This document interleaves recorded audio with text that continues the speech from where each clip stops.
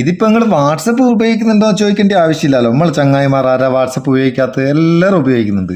ഇപ്പോൾ വാട്സപ്പ് ഉപയോഗിക്കുന്ന നിങ്ങൾ നിർബന്ധമായിട്ടും നിങ്ങളെ വാട്സപ്പ് ഓൺ ചെയ്ത് വെക്കേണ്ടിയ 4 സെക്യൂരിറ്റി സെറ്റിങ്സിനെ പറ്റിയാണ് ഈ വീഡിയോ. നിർബന്ധമായിട്ടും ഈ 4 സെറ്റിങ്സും നിങ്ങൾ ഓൺ ചെയ്ത് വെക്കണം. എന്തൊക്കെയാ സെറ്റിങ്സ് നമുക്ക് വാട്സപ്പ് തുറന്നിട്ട് നോക്കാം. വാട്സപ്പ് തുറന്നിട്ട് മേലെ 3 കുത്തിയിട്ട് അതിൻ്റെ സെറ്റിങ്സിലേക്ക് പോവുക.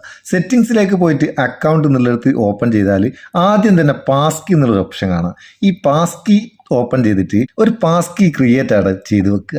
അവിടെ ക്ലിക്ക് ചെയ്യുന്നവർ ഇങ്ങനെ വരും. ഇവിടെ കണ്ടിന്യൂ കൊടുത്തിട്ട് നമ്മളെ ഫിംഗർ പ്രിൻറ്റ് കൊടുത്ത് അല്ലെങ്കിൽ സ്ക്രീൻ ലോക്ക് കൊടുത്തിട്ട് അതവിടെ ക്രിയേറ്റ് ചെയ്ത് വെച്ചേക്കുക. ഇങ്ങനെ ക്രിയേറ്റ് ചെയ്ത് വെച്ച് കഴിഞ്ഞാലുള്ള ഗുണം എന്താ വെച്ചാൽ എന്തെങ്കിലും കാരണവശാൽ നിങ്ങളെ വാട്സപ്പ് ലോഗൗട്ടായി പോയാൽ അല്ലെങ്കിൽ അൺഇൻസ്റ്റാൾ ആയി പോയാൽ വീണ്ടും ലോഗിൻ ചെയ്യുന്ന നേരം ഒരു OTP ഇല്ലാണ്ട് നിങ്ങൾക്ക് ലോഗിൻ ചെയ്യുക, സെക്യൂറായിട്ട് ലോഗിൻ ചെയ്യുക.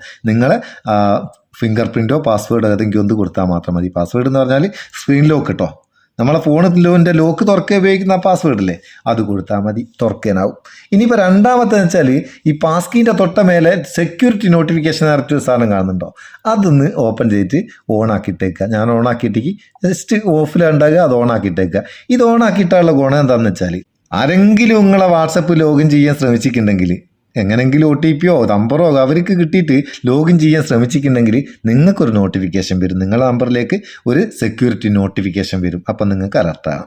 മൂന്നാമത്തെ വെച്ചാൽ ഇവിടെ ഇമെയിൽ അഡ്രസ്സ് എന്നുള്ള ഒരു സംഗതി കാണുന്നുണ്ടോ, അത് ഓപ്പൺ ചെയ്തിട്ട് നിങ്ങളെ ഇമെയിൽ ID അവിടെ ആഡ് ചെയ്തിട്ട് വെരിഫൈ ചെയ്ത് അവിടെ വെച്ചേക്കുക. ഇങ്ങനെ വെരിഫൈ ചെയ്ത് വെച്ച് കഴിഞ്ഞാൽ എന്തെങ്കിലും കാരണവശാൽ നിങ്ങളെ വാട്സപ്പ് ബാൻ ചെയ്യുമോ അതുപോലെ എന്തെങ്കിലും സംഭവിച്ചു കഴിഞ്ഞാൽ പെട്ടെന്ന് റിക്കവർ ചെയ്തെടുക്കാൻ പറ്റും. ഈ ഇമെയിൽ ഉപയോഗിച്ചിട്ട് റിക്കവർ ചെയ്തെടുക്കാം.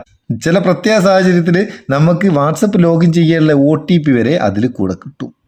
അപ്പോൾ അതും അവിടെ ചെയ്ത് വെക്കുക. നാലാമത്തെ എന്ന് വെച്ചാൽ ഇവിടെ 2 സ്റ്റെപ്പ് വെരിഫിക്കേഷൻ നേരത്തെ ഒരു സാധനം കാണുന്നുണ്ടോ, അത് ഓപ്പൺ ചെയ്തിട്ട് 2 സ്റ്റെപ്പ് വെരിഫിക്കേഷൻ ടേൺ ഓൺ ചെയ്ത് വെക്കുക. അവിടെ ടേൺ ഓൺ കൊടുത്തു കഴിഞ്ഞാൽ ഒരു 6 അക്ക നമ്പർ, നിങ്ങളോട് മറന്നു പോകാത്ത നിങ്ങൾക്ക് ഇഷ്ടമുള്ള ഒരു 6 അക്ക നമ്പർ അവിടെ ആഡ് ചെയ്തിട്ട് 2 പേർക്ക് കൊടുക്കണം കേട്ടോ.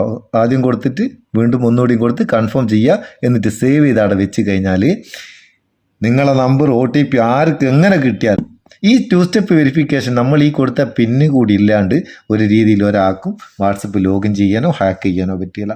അടിപൊളിയല്ലേ? ഇനിയിപ്പോൾ 5ാമത്തെ ഒരു പ്രധാനപ്പെട്ട ഒരു ട്രിക്കും കൂടി ഉണ്ട് കേട്ടോ.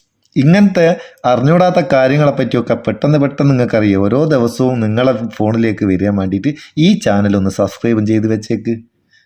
അത് അടിപൊളിയല്ലേ? അപ്പോൾ ഇതൊക്കെ നിങ്ങൾക്ക് അറിയാനെന്നുണ്ടെങ്കിൽ ഒന്ന് കമൻറ്റ് ചെയ്തേക്ക്.